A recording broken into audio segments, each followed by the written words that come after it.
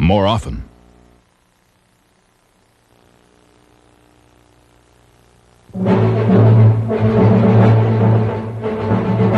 The standoff at the U.S. Embassy in Kuwait continues as Egypt's President Mubarak expresses pessimism about a peaceful outcome to the Persian Gulf crisis. This is the CBS Evening News. Bob Schieffer reporting. Connie Chung is off tonight. Good evening. It's been fairly quiet in the region around the Persian Gulf today, but there were several developments on the diplomatic front. UN Secretary General Perez de Cuellar announced this afternoon that he will discuss the crisis with the Iraqi foreign minister on Thursday in Amman, Jordan. In Baghdad, 55 wives and children of the U.S. diplomats who have been trapped in Iraq were finally told that they could leave for the Turkish border. Iraqi authorities still refuse to let the diplomats themselves leave.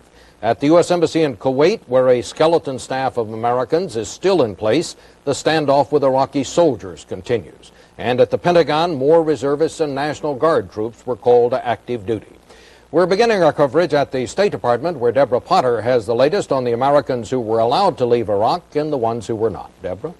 Bob, the Americans who are leaving are dependents from the U.S. Embassy in Kuwait. 55 women and children are traveling overland to Turkey, a trip that's described as arduous and difficult even under normal circumstances.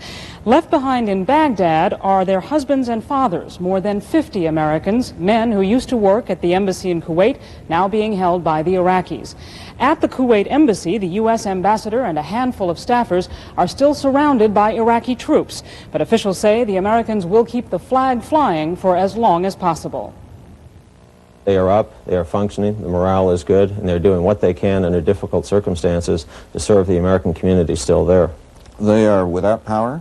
They are without power at this moment. They're operating on auxiliary means. Indications are that the embassy has several weeks' worth of food and water, and officials plan to stay as long as they can hold out. But their mission to serve the thousands of Americans still in Kuwait becomes more difficult by the day.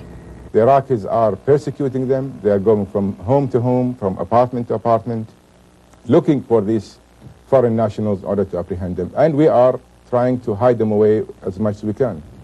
But some are being found. 16 Westerners and 2 more Americans were taken into custody this weekend, and the roundups continue. Bob? Thank you, Deborah.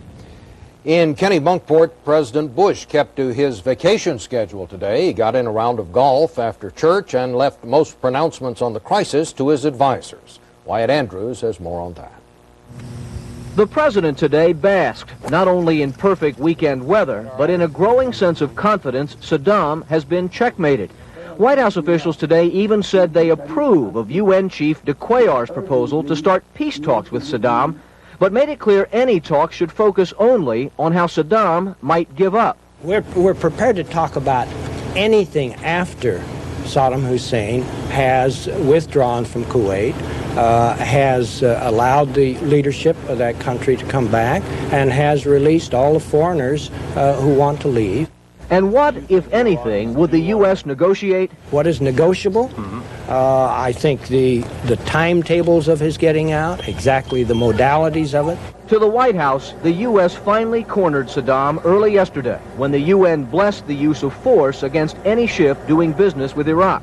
The Navy, which had been shadowing suspect ships, could now at any time decide to stop them.